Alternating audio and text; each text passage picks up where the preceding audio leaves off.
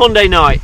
I'm going to kick off the first of 5 vlogs this week with a little chat about the kind of baits that I decided to take along to the 3-day Southfield festival that took place last weekend. What we're going to be doing this week is tonight we're going to do a quick chat about the baits that I decided to take along with me. Tomorrow evening we're going to be talking about the kit that I took with me that I thought I would need in order to compete. And Wednesday, Thursday and Friday I'm going to be showing you live footage from the 3 days of the competition, culminating on the Friday final day with some footage from the presentation as well. So tonight it's just a quick chat about the baits that I decided to take along with me.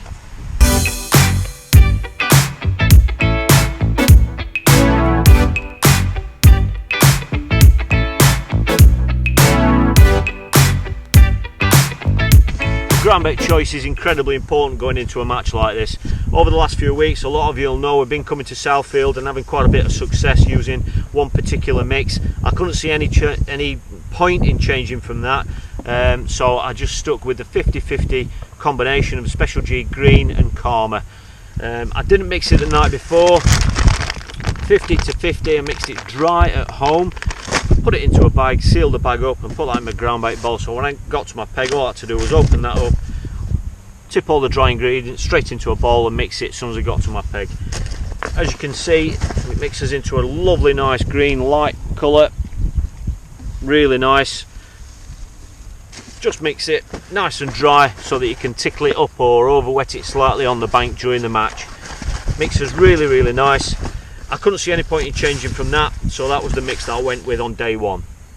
As regards the other baits for this competition, red worms have been fantastic. We've been catching lots of fish on red worms over the last few weeks, and as everyone knows, it can be an absolute fantastic bream bait.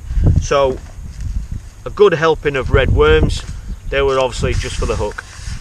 The other bait on the menu was dead reds. Simply put them in a bag, squeeze all the air out of the bag, seal the bag up and put them in the freezer. That kills them, it keeps them nice and fresh. As soon as I got to my peg, just pop them in a bait tub, cover them with water, and that keeps them nice and soft and stops them going black. The other bait that I had to have with me was corn. It's a fantastic bait, and I've got to be totally honest with you, I've hardly caught any fish at Southfield with corn, but I know pleasure anglers have been catching with it, and I'm sure some of the match anglers were putting it in as well, so I had to have it with me just in case. And the other number one bait that I had to have with me was Dendrobiana worms. Still sealed. I allowed for 1 kilo per day. Didn't need a kilo per day, but you've got to have it with you just in case. And the final couple of bits of preparation as regards bait wise were worm scissors. It's amazing how many people forget worm scissors and put them in a bag somewhere. Check, make sure you've got them, especially if you think you're going to be using a lot of worms. And the other thing was, that was kindly donated to me from Steve, thanks Steve if you're watching, a sieve. I riddle and sieve all my ground baits anyway.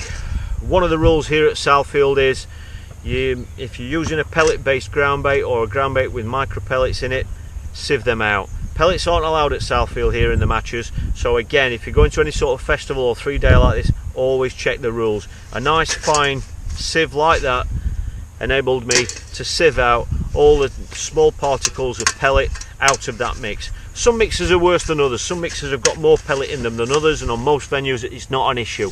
It's an issue at Southfield because it's in the rules. So that was another important part of the kit. That's really it. That was the bait menu for the full 3 days. I kept it really nice and simple. I'm a big believer in doing that, and you know, these are the baits that work on lots of skimmer and bream venues, and you know, even with a small selection you'll find that it just about covers most eventualities. Well, that really was really super simple, but I'm a big believer, like I say, in keeping things simple.